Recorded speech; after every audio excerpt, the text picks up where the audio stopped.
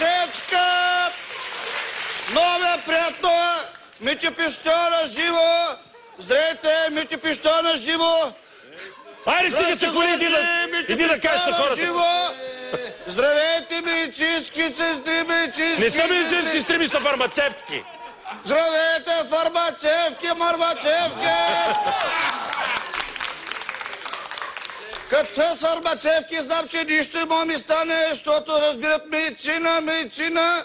Много обичам да ги... Медицина и другото пак с медицина, нали? Разбира се, уважаеми дами, фармацевтки, мармацевтки... Айде, нататък, бе! Стига са нерви, мерва!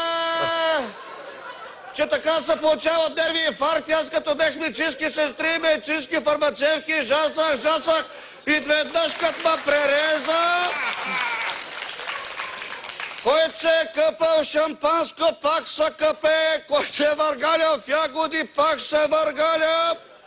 Щото Митю Пищова не може да се ожени. Че седна малко. Моята ми женичка избяга слави от алтара, изкочи от манастира, мина през скалата, после натресе една крика, мрика, и са кироската и Митю крика ми страха маджанаци, мечке, кечке. Пищова никога не става на сухо. Що? Искам да кажа, бях си поканил студентки, мокенки, фармацевтки, мармацевтки. Добре, няма значение. Манекенките ги пълних като гергьовски агнета, пореге като никуденски ребет, въргаля ги като коледни прасета. И? Накрая като свърших целия бях потен, миришех на пора, мора. Добре, на сватбата кой си поканял? Сватбата поканих, мисля да пея Азис Мазис. По едно време с него започнахме да си мерим любовите песалка. И какво стана? Извадих моята 26 см, моя 26 см питон. Да, и какво стана? И той извади неговия, аз викам, дисквалифициран се. Дисквалифициран се. Да, точно така. Твое е с екстеншени, демек с така си помага. Да, разбрахме, да. Моя натурален, пипах го само женички, а това го пипах само хирурзе, мирорзе. Пак какво ти е да го оголемяваш, викам на Азис, като само са дупи, за какво ти е? За какво ти е любовна писалка? Добре, тая буга, какво стана с нея сега? Значи тая господин Трефанов трябваше ми е петта съпруга и 369-та женичка. И сега ще кажа господин Трефанов как запознах с първата съпруга. Кажи. Тя вика, Митю, много искам да съм манекенка. Какво иска? Много искам да съм манекенка. Аз чух макак. Ама съм само си... Не иска да съм макак. Спал съм с макаци, мамоне. Спал си с макаци. Да, бе. Шебеци, мебеци, ходил съм ги, жаса червени до пета. Кажи сега за това. Искала да е манекенка. Ама съм вика 60 кила. Да, 60 кила. Тук кила, в Турново кила. Да, 60 кила. Викам спокойно, миличка, и като я почнах, Славчо, жасам. И какво? И за една вечер я правих 49 кила. Добре. А за втората? За втората? Втората за сега те подриха бутиков пръсте с диаманте, бадеме, стафиди, мафиди, тя се зарадва. После подрих още пръста, тя вика, Митю, ще подариш това пръстен, вибрира, къде ми го подари?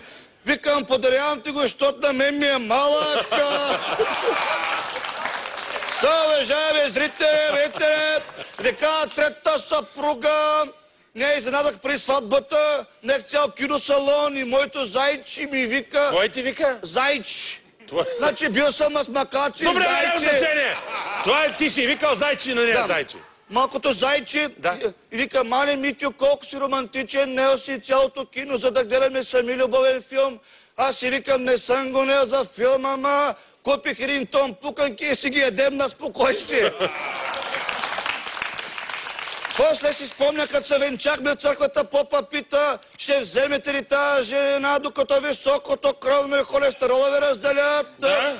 Накрая вика, може, попа вика, може да целунете булката, мулката, вика, ма може направо да я жасам, масам, блъскам. После отиваме на ресторанта, бях купил 1 тон ягоди, банани, 1 тон... Колко ягоди и колко банани? 1 тон ягоди, 1 тон банани, ама трябваше да купя само ягоди, Славчо. Що? Защото дойдоха едни бабички и прибиха майкенките заради бананите. Бой, удри, песници, месници, бой, като се подпрея, жасане, блъскане.